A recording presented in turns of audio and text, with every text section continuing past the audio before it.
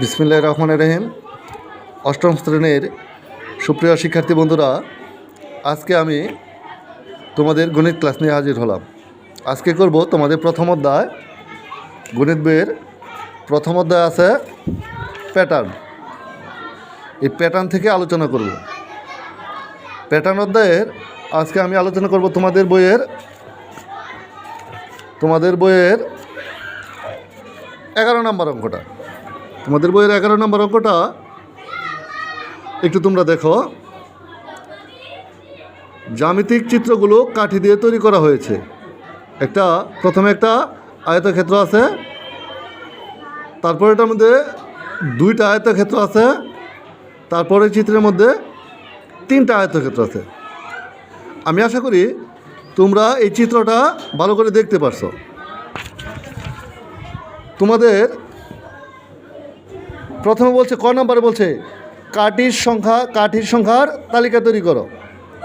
আমি এটা এখন একটু ব্যাখ্যা করব। আচ্ছা দেখো, তোমাদের প্রথম চিত্রের মধ্যে কাঠি আছে, এখানে আছে 1টা 2টা 3টা 4টা। তাহলে প্রথম চিত্রে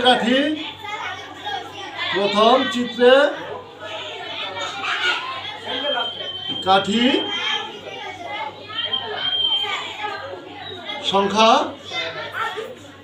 সমান 4। দ্বিতীয় চিত্রে কাঠির সংখ্যা দেখো তো, দ্বিতীয় চিত্রে কয়টা কাঠি আছে? 1টা 2টা 3টা 4টা 5টা 6টা 7টা। দ্বিতীয় চিত্রে কাঠি আছে কয়টা? 7টা। তৃতীয় চিত্রে কাঠির সংখ্যা দেখো তো কয়টা আছে? 1 2 3 4 5 6 7 8 9 10।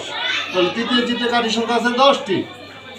সুতরাং আমরা যদি তালিকা করি, অতএব তালিকাটি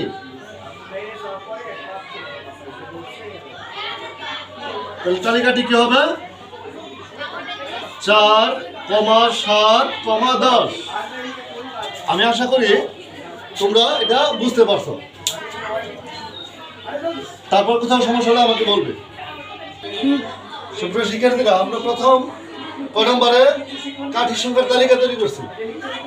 আচ্ছা, খ নম্বরে কি বলছে? আমরা পরবর্তী সংখ্যাটি কি, তালিকার পরবর্তী সংখ্যাটি কিভাবে নির্ণয় করব তা নির্ণয় করব এবং ব্যাখ্যা করব। আচ্ছা, আমরা যে কয়ের মধ্যে তালিকাটা পাইলাম, ক হতে পাই কি পাইছিলাম? তালিকাটি 4, 7 এবং 10। আচ্ছা, একটু দেখি তো আমরা এখানে প্রত্যেকবারে একই অনুপাতে বৃদ্ধি পাইছি কিনা। তাহলে এখানে দেখো তো পার্থক্য কত আছে?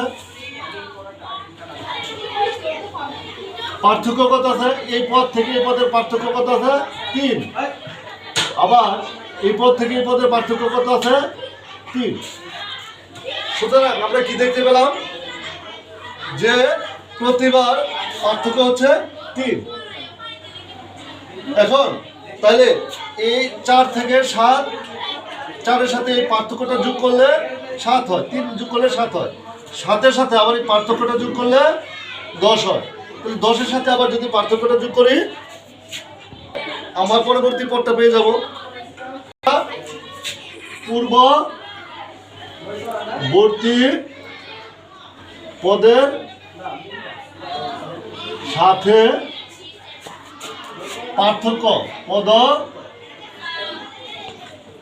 পার্থক্য যোগ করলে পরবর্তী পদ পাওয়া যায়। তাহলে আমরা 10-এর পরবর্তী পদ, অতএব 10-এর পরবর্তী পদ কত হবে? 10 যোগ 3 অর্থাৎ কত? 13। এরকম ভাবে আমরা আরো পরবর্তী পদ নির্ণয় করতে পারবো। আমি এই অঙ্কটাকে একটিভাবে সমাধান করার চেষ্টা করছি। এই অঙ্কটাকে আরো ভিন্নভাবেও সমাধান করা যায়। আমি আশা করি তোমরা অঙ্কটা বুঝতে পারছো। আচ্ছা, আমি আবার একটু বলি, যদি বলতো 13 পরবর্তী পদটা 13 যে উৎপাদক পার্থক্যের কথা ছিল 3, এর কথা হলো 16। এইভাবে যতগুলি পদ বলে আমরা পরবর্তী পদ বের করতে পারবো।